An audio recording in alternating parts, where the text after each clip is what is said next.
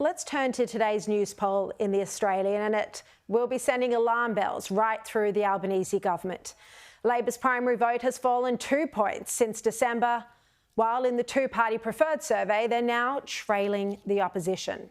And it's not much better for Anthony Albanese personally. The Prime Minister's approval ratings have slumped to their lowest levels since he became PM. Joining me now is The Australian's chief political correspondent, Jeff Chambers. Jeff, great to see you again.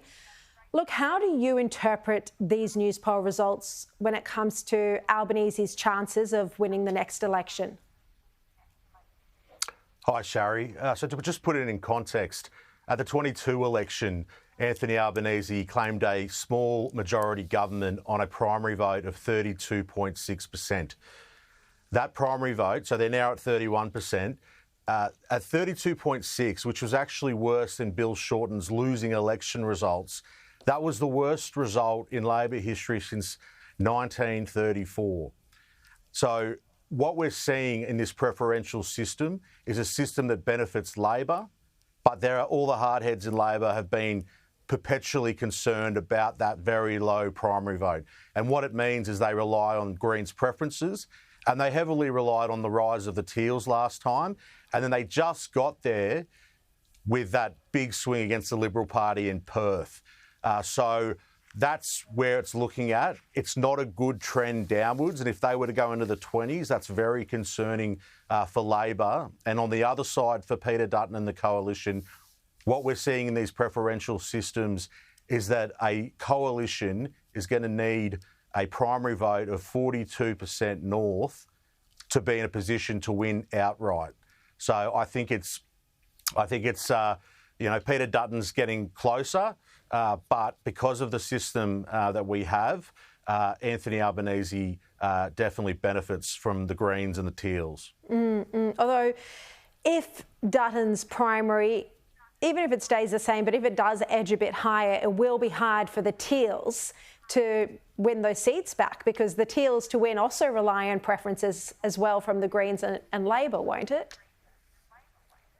Oh, certainly. And I think this is the issue with national polling, though, is that it's not going to be uniform. So depending on if it's a metropolitan inner city seat, a regional seat or an outer suburban seat, those preferences will flow in different ways. So, look, Peter Dutton is certainly on the ascendancy, and we've seen these numbers dropping down, and Anthony Albanese's personal appeal, his performance ratings dropping at pace since the Voice referendum defeat. And I guess this is why the Liberal Party released this advert today about Peter Dutton personally. Have a look.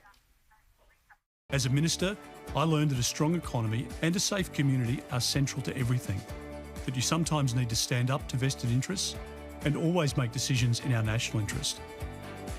The right decisions aren't always popular, but I'm not interested in taking the easy path, because we live in the best country in the world, and I'm determined to get Australia back on track. So, Jeff, this is clearly designed to personalise Dutton to voters and endear him. Yeah, look, it's been a challenge for Peter Dutton to soften the so-called hard man image. But this 60-second ad is pretty slick. It covers a lot of ground. It ticks a lot of boxes. And I think there's a telling sign at the end of that advertisement, which will be running on TV and social media, where he says that, that being Prime Minister, you have to make decisions that aren't always popular, and he's willing to do that. So, he's trying to, I guess, contrast his style with Anthony Albanese's. Just before you go, you've written that small business owners are shaping up to be key players in this election for both Albanese and Dutton. Why do they hold so much voting sway in this particular election? Yeah, so there's out of 2.6 million companies, businesses in this country, there's 2.5 million small businesses. They employ 5.3 million Australians and pump $500 billion annually into the Australian economy. So we hear a lot about big business, but as a collective, you think about the multiplier effect and the importance of small businesses across the country, but particularly outer suburbs and the regions that Peter Dutton is looking to pick seats off Labor. And as we've seen, I've written about, we're currently experiencing record levels of insolvencies. For small businesses, it's power prices, insurance premiums, and those rents. So, you know, whether it's the CBD or in the regions, we're seeing more and more businesses have to shut down.